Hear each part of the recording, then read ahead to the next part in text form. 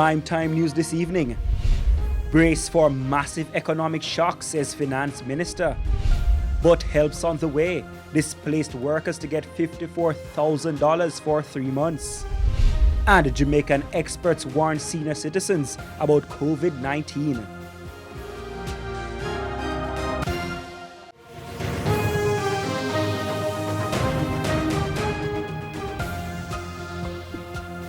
Good evening and thanks for joining us for Primetime News, on air and online at onespotmedia.com. I'm Herman Green. And I'm Janella Precious. Later in the business news, Trans-Jamaican highway shares commenced trading but ended on the decline. Okay, and in sports, athletes react to postponement of the Olympics. There's also sports commentary, E-Prime, and weather in this newscast. But before the break, the feedback question. Our question this evening: what are your thoughts on the Olympic Games being postponed? You can share comments online, facebook.com/television Jamaica, and tweet us at Television Jam.